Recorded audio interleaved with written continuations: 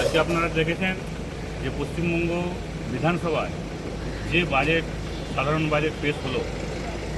পশ্চিমবঙ্গে নতুন রাজ্য সরকার তৈরি হওয়ার পর প্রায় 80 বছরের শাসনকালে এই প্রথম এই ঐতিহাসিক বাজেট আমরা পশ্চিমবঙ্গ বিধানসভায় আজকে আমরা দেখলাম।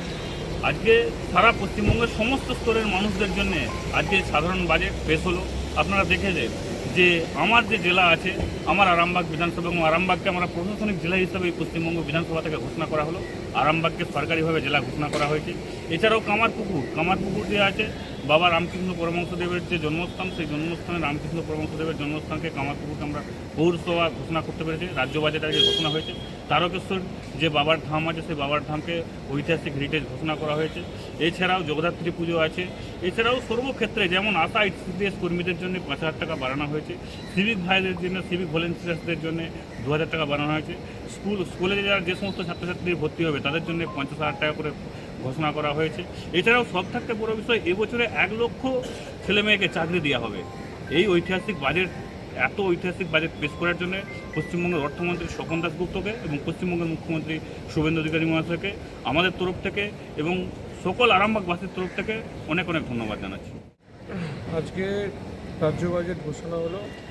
ধন্যবাদ জানাবো আমাদের রাজ্যের মুখ্যমন্ত্রী মাননীয় শুভেন্দু অধিকারী মহাশয়কে, আমাদের রাজ্যের অর্থমন্ত্রী মাননীয় স্বপন দাশগুপ্ত মহাশয়কে, যে যেভাবে জনমুখী বাজেট ঘোষণা হলো। পশ্চিমবঙ্গের ইতিহাসে এরকম বাজেট কোনো সরকার করতে পারেনি। বিজেপি সব গভর্নমেন্ট আসার পর প্রথম বাজেট, এবং সেই বাজেটে আমরা দেখতে পেয়েছি, বিশেষ করে আমি আমার হুগলি জেলা আরামবাগের কথা বলবো। আরামবাগ জেলা ঘোষণা হয়েছে, যেটা দীর্ঘদিনে আমার ওখানকার মানুষের স্বপ্ন ছিল, আমাদের সবার স্বপ্ন ছিল, সেটা পূরণ হলো। সঙ্গে সঙ্গে কামারপুকুর মিউনিসিপ্যালিটি, বাবার স্থান, বাবা রামকৃষ্ণ পরমহংসের জন্ম ওখানে, সেটাও আমাদের দাবি ছিল।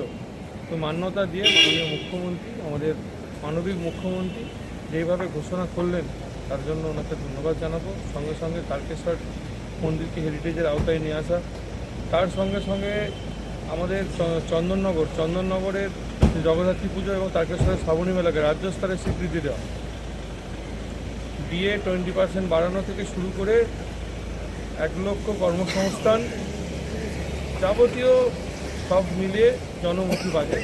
এই বাজেটের জন্য আমি আমাদের রাজ্যের মুখ্যমন্ত্রী মাননীয় মুখ্যমন্ত্রীকে ধন্যবাদ জানাই।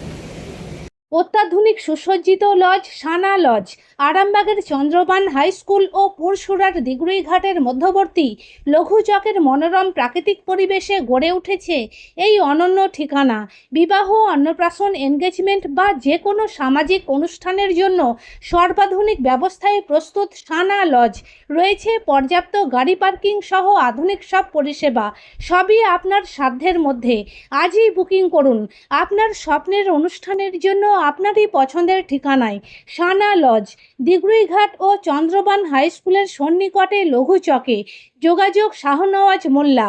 Mobile number 9734754516, 9641092406।